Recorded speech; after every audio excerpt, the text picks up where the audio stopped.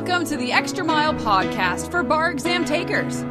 There are no traffic jams along the Extra Mile when you're studying for your bar exam. And now, your host, Jackson Mummy, owner of the Celebration Bar Review. Well, hey everybody, welcome to episode 184 of the Extra Mile podcast for bar exam takers. This is Jackson Mummy. Glad to have you with us. As this episode is being released, the Super Bowl is now in the history books. And it's an interesting thing, around the bar exam. For the February bar takers, they have the Super Bowl as sort of the big party and distraction and probably event that you felt a little bit left out of if you're studying for the upcoming exam. And for the July bar takers, there's July 4th.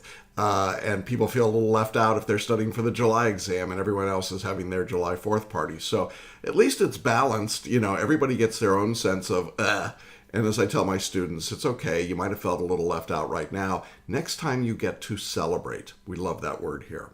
In any event, we want to welcome all of you to the podcast. If this is your first time with us, we're glad to have you here. We've been doing these podcasts for about 3 years or so. And so we've got a tremendous library now available to you to go back and check it out. There's a lot of resources. And you can acquire that library. You can get to any of our episodes by going to celebrationbarreview.com. You will see a tab at the top called Podcast. Just click there. And you'll see all of our episodes going back to the very first ones, along with show notes. So I invite you to check that out and do some searches. There's a lot of information. We also provide these podcasts both as audio podcasts and video.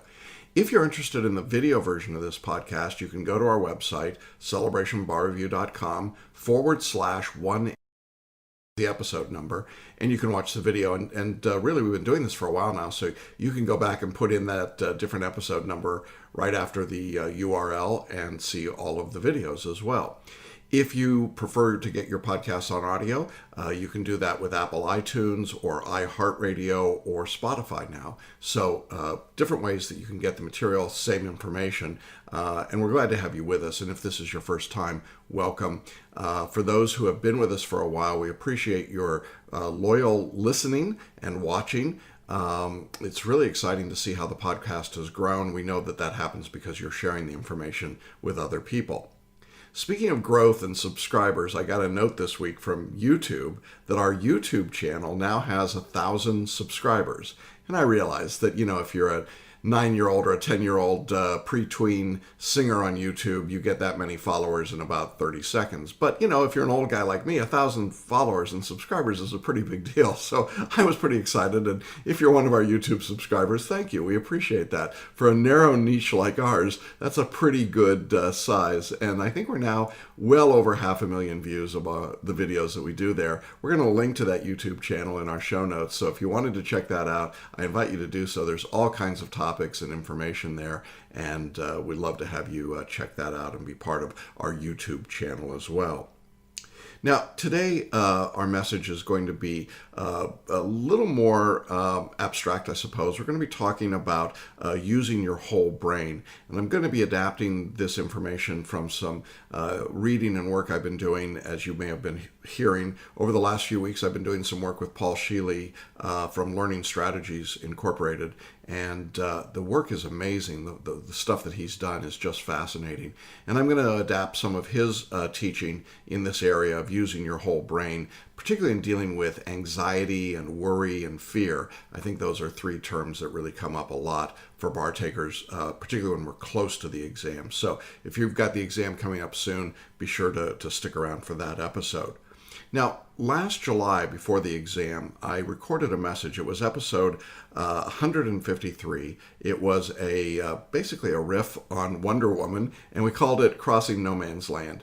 Probably one of the most popular videos I made and one of the most popular podcast episodes that we did, and we're going to link to that in the show notes. I was really tempted to just replay that today, but I thought, a lot of folks probably did hear that and saw it.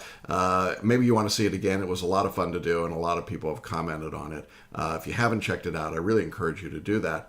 And certainly if you're taking the upcoming exam, I would really strongly encourage you to check out that message. It's about 20 minutes long or so, but it has had a tremendous impact on people that have watched. So I'm not going to say much more about it than that. We'll link to it, Crossing No Man's Land, episode 153. Now, in last week's episode, which was 183, I talked about the movie Dumbo and Big Ears. Well, the universe works in strange ways sometimes. If you're watching on video, you might have noticed that there's something different behind me. It's over this shoulder. Nope, wrong way. This shoulder. There we go. Yeah, that one. I can't do this backwards. If you take a bigger, closer look, and we'll probably insert it into the video, it's actually a painting of Dumbo flying over the big top. Now you might say, okay, so it's a picture of the flying elephant, so what? Well, this particular canvas was actually done by a licensed Disney artist. His name is Rob Kaz, K-A-Z. And this week at Epcot, they were doing what they call the Disney Art of Festival of Arts. And it's basically the licensed group of artists that are allowed to do Disney characters and to put the work in different mediums and so on. And the artists themselves are there. Well, as it happened, I had done the episode on Dumbo. It's obviously one of my favorite movies. And I happened to come across this picture, which was great. And I thought, well, this is terrific. And then I saw that the artist was this guy named Rob Kaz.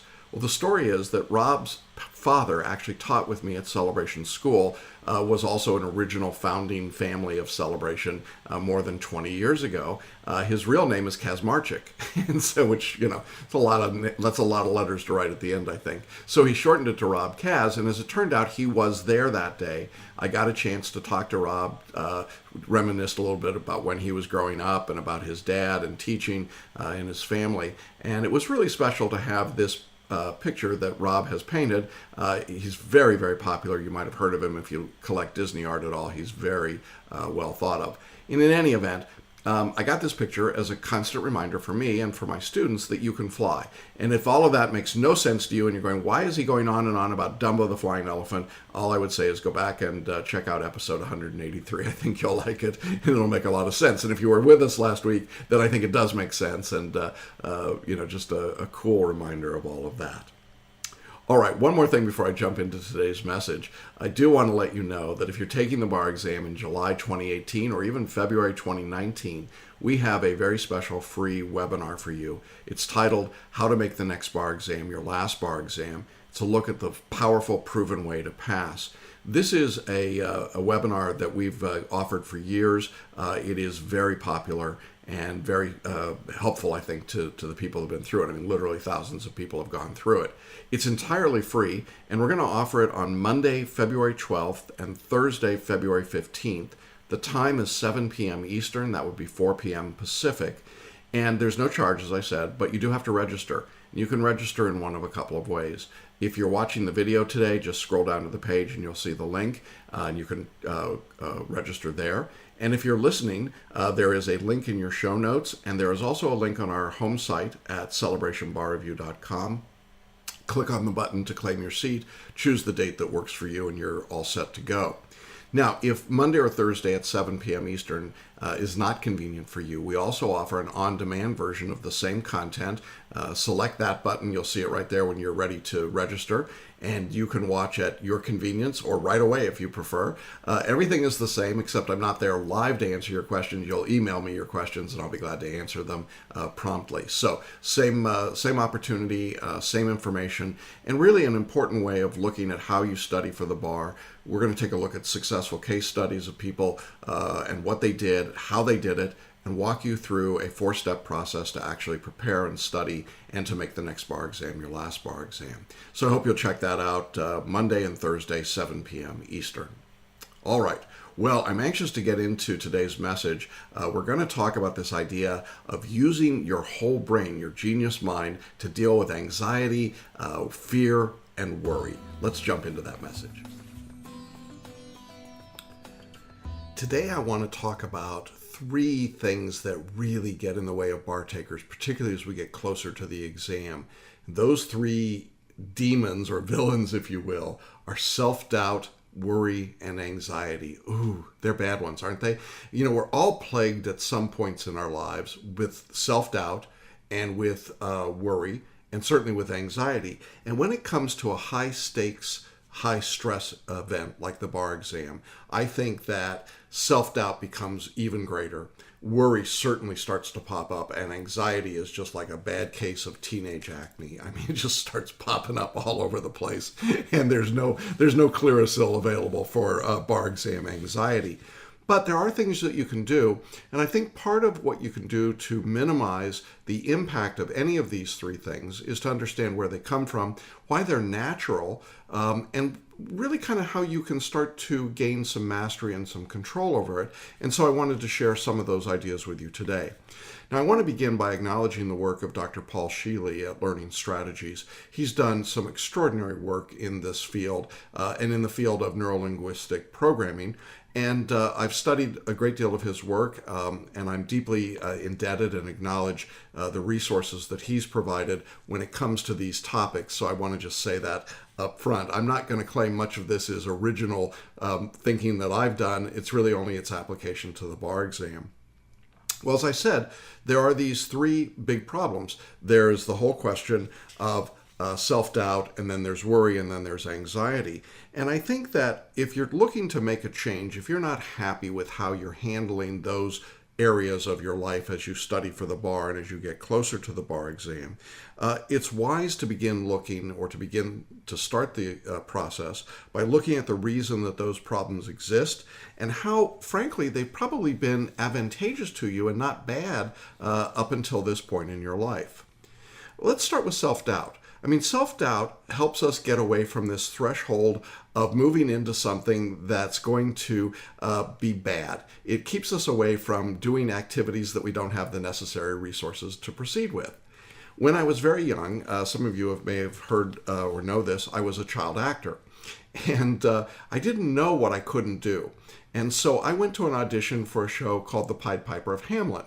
And the part that I was trying out for, I think, was called Dirk, the little lad who could play the pipe. Well, I had no musical ability, none, zero. Couldn't play a thing, wouldn't have been able to know how to play anything for my life. But during the audition, they said, "Can you play a flute or a pipe or whatever it was?" And I said, "Sure, I can do that." Then I went home, and I got the call, or my parents got the call, saying that I'd gotten the part. And this was a professional production, so it wasn't like, just the local community theater. It was like they're going to pay you real money, although I didn't know what money was at the time. In any event, it started to dawn on me that I actually didn't know how to do this thing I had told them I had done. Well, I didn't have any self-doubt, but I should have. If I'd been smart, I would have said, I don't know anything about music at all.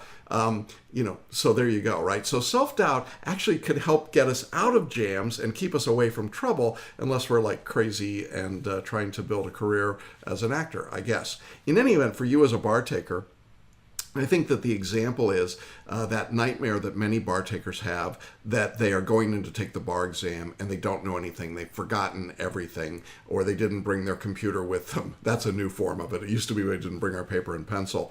But what we're doing is we doubt our ability to perform doing this particular process.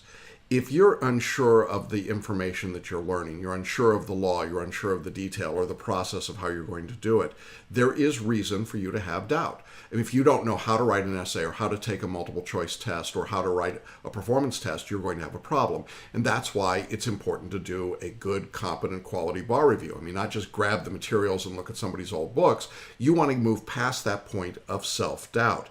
If you're unsure of the material you've got, if there are good reasons to feel doubt in your ability to succeed, that is healthy. That's a normal, good thing. But if you've done all the work and you're prepared and you really do know it, the only reason for backing down to walk away from the exam would be that you're being neurotic. You're just letting this part of your worry get in the way. But, I think it's much better to take the attitude of, let's just go see what happens. Let's do it. That's the way I'm going to learn. I think I'm ready. I can't control the outcome. I can only control what I produce. And in that case, what happens is that you ignore the self-doubt. It's not supporting you. Self-doubt would just be getting in your way. So we start with self-doubt. That's sort of the most innocuous in my mind.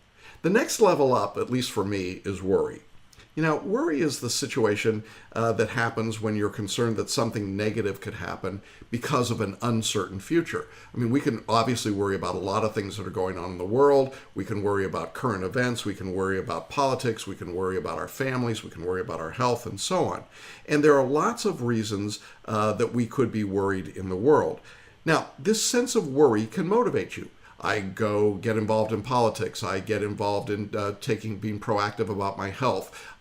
If I'm worried about the bar exam, I do something to prepare. I get a good quality bar review. I study. I put the time in. I make the effort. I do something to ameliorate the worry, and that's good. The sense of worry can actually be a helpful thing because it helps you know what you have to do. Now, worry will help to the extent that you do something about it or can do something about it. If you're a sports fan like I am, and you see the sports posters behind my back shoulder here, I worry about my team winning, but I have no control over it, absolutely none. As much as I will into the television, or even if I'm in the stadium and I'm making a huge amount of noise, I actually don't control anything. I mean, I love that whole idea of the 12th man in football, like we really make a difference. I'm not so sure we do. But getting worried about it isn't going to help me to do better. But when it comes to the bar exam, I do have a lot of control over what I do. And worrying about it is not productive because I've actually got the ability to control what's going on. Giving myself that opportunity to remove the worry about something negative that will happen in the future by taking proactive steps today helps me ameliorate or reduce that case of worry. And it also gives me the motivation to do the things I have to do to be ready. All right.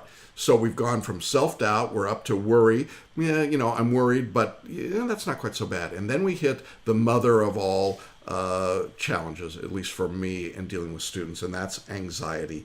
I think it's the biggest of the big three, and it's really needs to be understood very clearly. It is an emotion purely of the future. Let me say that again. It's an emotion of the future. It is not an emotion for right now, for the here and now, for this moment. Anxiety occurs when we project into the future a scenario that's going to have a disastrous outcome or a negative result. I'm going to fail the bar and here's what's going to happen. I won't get a job. I'll lose, I won't be able to pay my debts. I'll get thrown into debtor's prison. I'll be forced to live under the underpass on the highway. Everyone will laugh at me and ridicule me. My family will leave me. We could do the parade of horribles, can't we? It's just awful.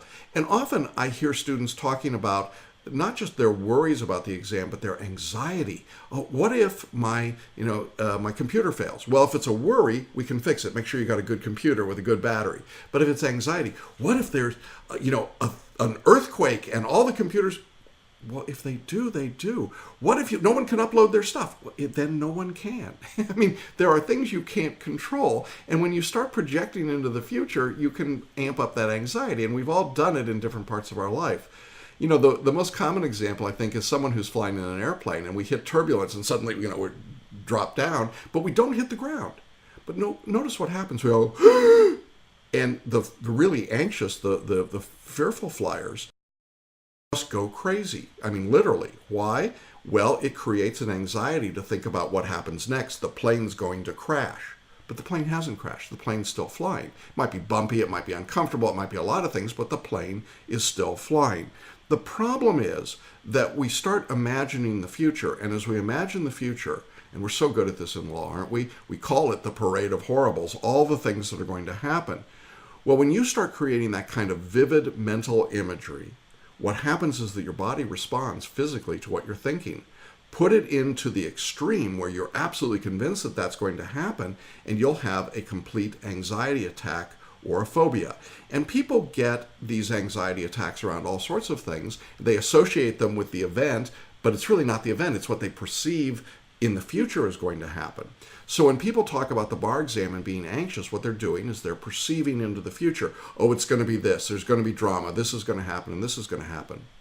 Recently on our Facebook page, a student posted, how do I change my seat at the exam? Now, this is still before the exam, long before the exam. How do I change it?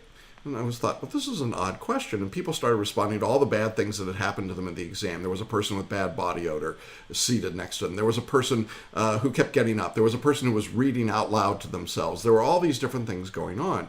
And I thought, wow, this is really something, because what we're doing is we're projecting all this anxiety. Maybe you sit down and it's perfectly wonderful that nothing happens. There's no problem. Your seatmates are fine. Maybe you're the problem. And that's what I told my students, you be the problem. But we put all this anxiety out there, and then it seems to manifest itself right back to us.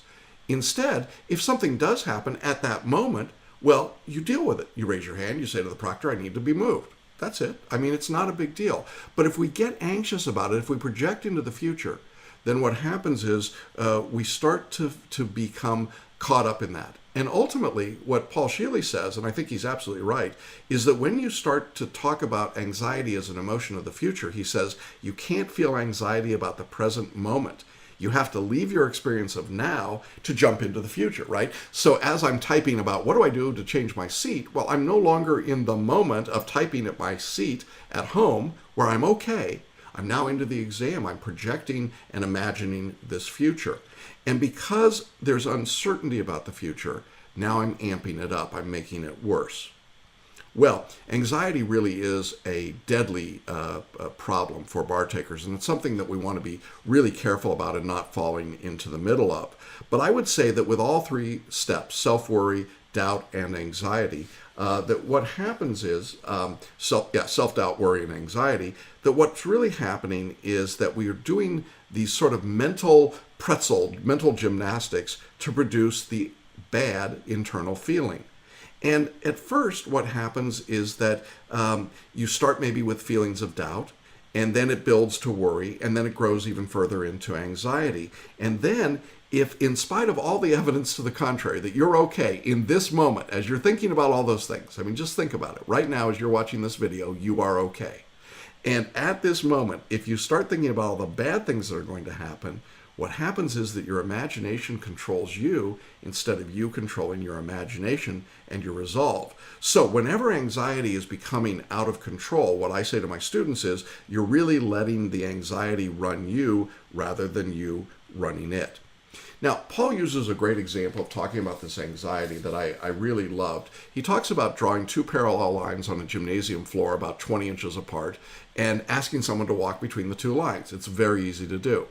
He then says, imagine that same 20 inches apart is now a plank, and he raises the plank up 6 inches off the floor.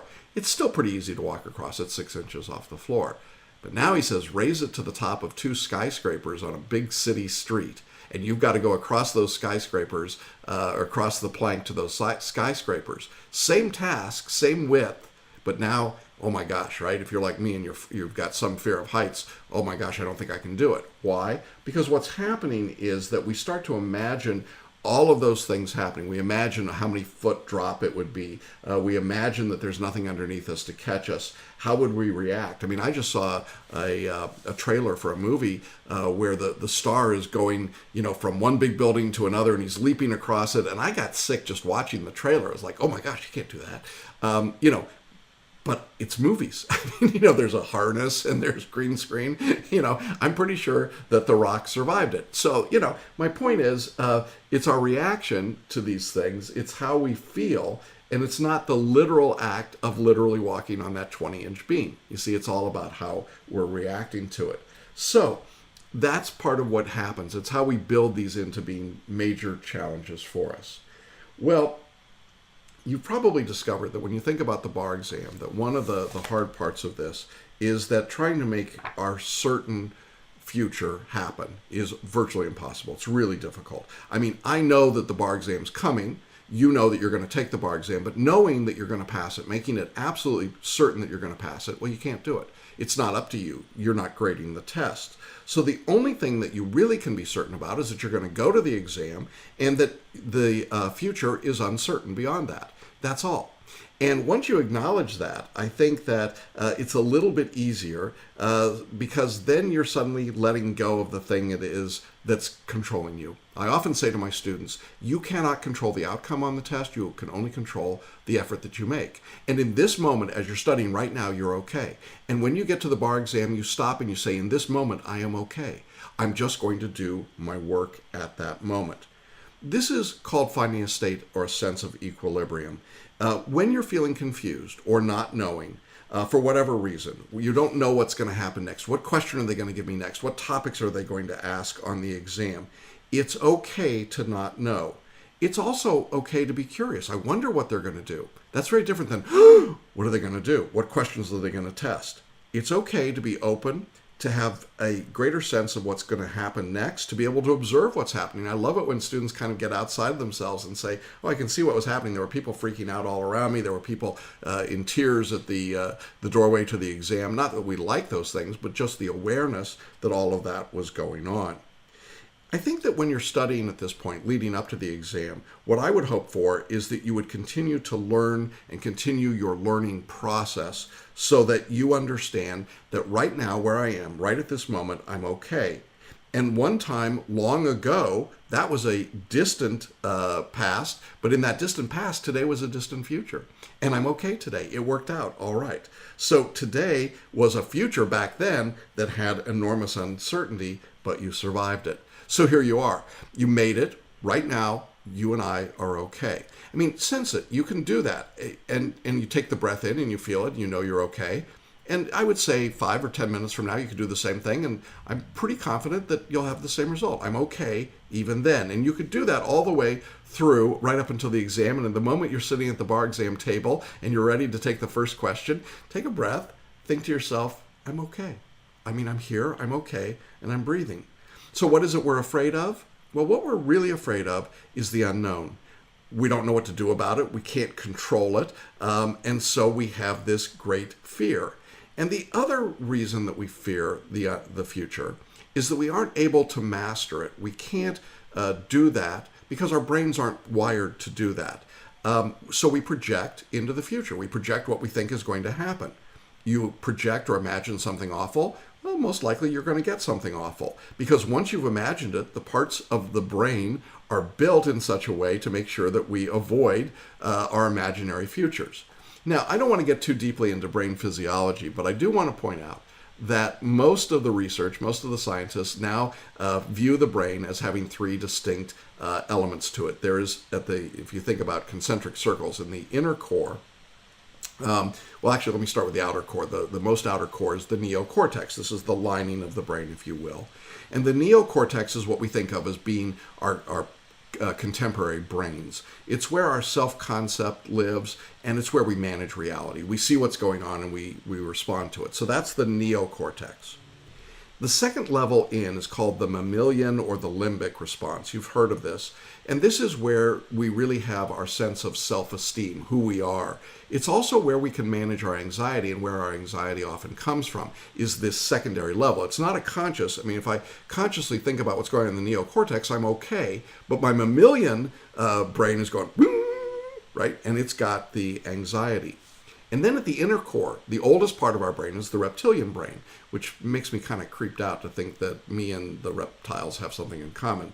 But in any event, the reptilian brain is where we get our self-confidence. It's also where we learn how we can keep safe by what's called thwarting challenging aspirations. In other words, don't take risks. Don't do that. That is not good.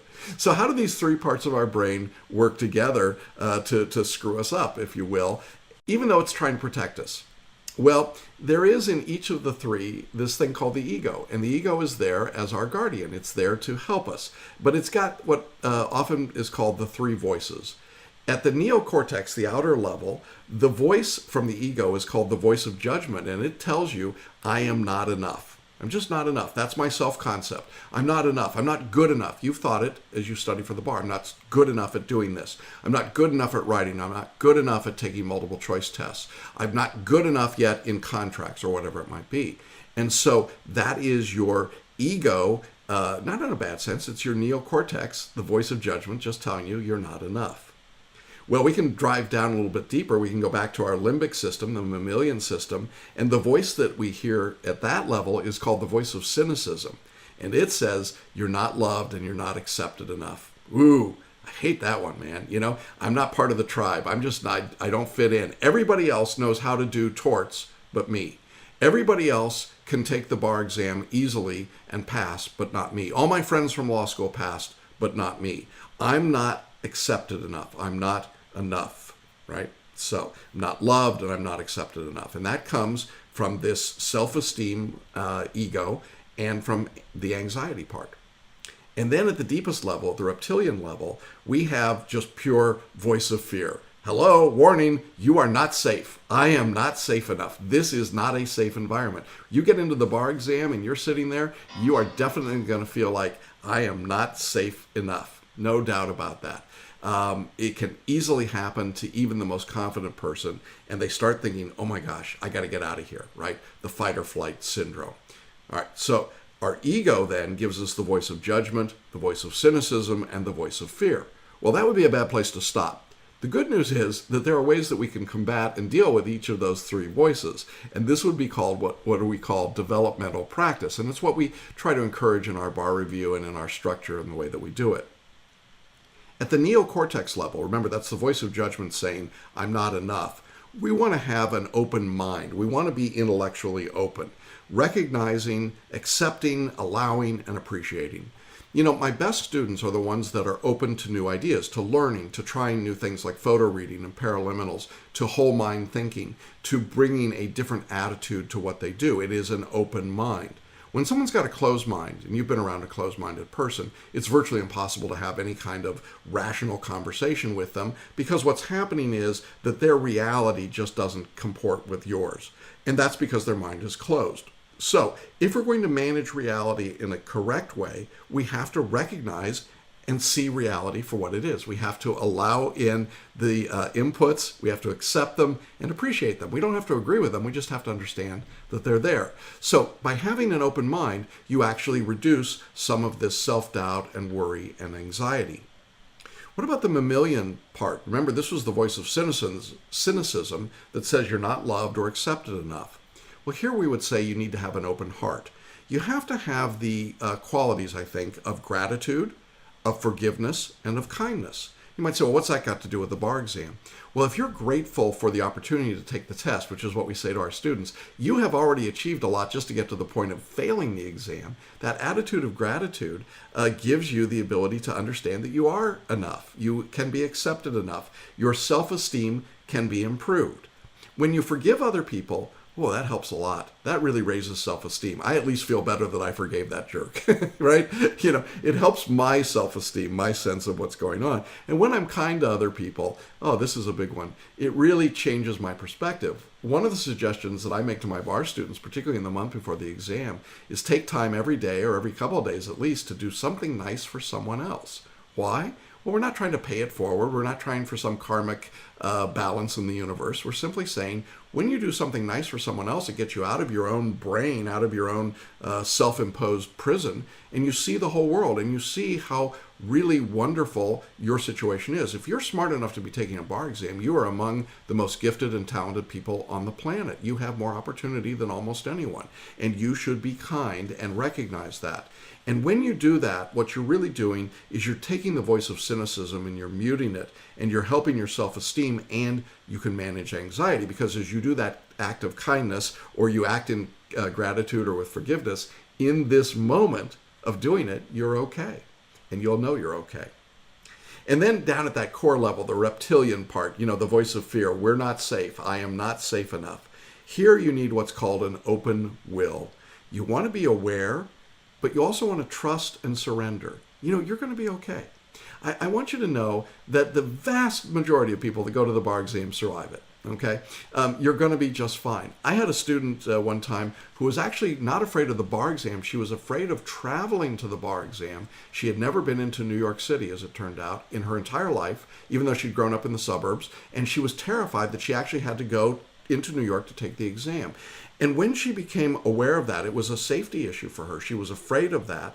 She just trusted that she'd be okay. She surrendered to that, and instead of being anxious about that part of it, she said, you know, I'm just going to let go of that. I know I'm afraid of it, but it's okay. I'm aware of that fear, and I think it's an irrational fear at this point, and I'm all right. And she let go of it, and she was fine. She went to the exam, and she passed. You know, it's funny how this sense of fear, this sense of lack of safety can get in our way on the exam. We start pressing. We start trying to do too much. If you're an issue spotter, you start trying to spot all the issues because you're afraid that you won't be safe enough. You lack the self-confidence. The best people on the bar exam are the ones that write about what the disputes are because they're confident that they're doing the right thing. Makes sense, doesn't it? The people that are not confident are like, oh, there's something, right? And it's like whack-a-mole. Don't be that guy. Don't be that gal. Don't do it. It doesn't help you. So when you're aware of that behavior, then you can simply trust. Trust your bar review. Did they prepare you properly? Trust your mentors. Trust your teachers. Trust yourself. Trust your family and your friends. Trust what you've learned and what you know. Often I say to my students that this is a matter of trusting what they've already done. When you get to the exam, it's all there. All you got to do is trust it and surrender to it. Let it come out. When you're writing in our course, we want you to write from your non-conscious brain. Why? We want you to surrender and get rid of the fear. Just let go and say, here's what I know, and I can write about it. See, the people who are tight and frightened are the ones that screw up, undoubtedly, all the time. In sports, they talk about when an athlete chokes, when they sense the moment and the pressure's too great. Well, that's really fear. That's all it is. I'm not safe enough, and I choke. But you don't need to choke on the exam. All you have to do is have an open will. So, if you are thinking about what to do in order to deal with these problems of self-doubt, worry, and anxiety, I would tell you that you need to keep an open mind, an open heart, and an open will. If you're doing those three things, I think you're in great shape for the test, and I think you can begin to deal with the reality that you're okay right now, you will be okay when you get to the exam, and to not anticipate the uncertain future and turn it into something that frightens you. I look forward to everybody having great results on the exam and great tests. I hope that this is helpful to you and look forward to talking to you again soon. Well, that's our message for today. I hope you enjoyed it. I hope that these thoughts about the open mind, the open heart, and the open will really help you deal with this question of self-doubt and worry and anxiety. They are really debilitating, but they're perfectly natural, perfectly normal. You don't have to give in to them, and really hope that you'll take that to heart. Now, I just want to remind you before we sign off that we have the free webinar coming up on Monday and Thursday, 7 p.m. Eastern, how to make the next bar exam your last bar exam. We're going to look at the 4 steps for a powerful, proven way to pass. Totally free. Just make sure you sign up and register. We'll see you at 7 p.m. Eastern for that webinar. And then we'll see you again here next week on Wednesdays for the next episode on the podcast. And we'll look forward to seeing you along the extra mile and on the pass list soon. Bye-bye.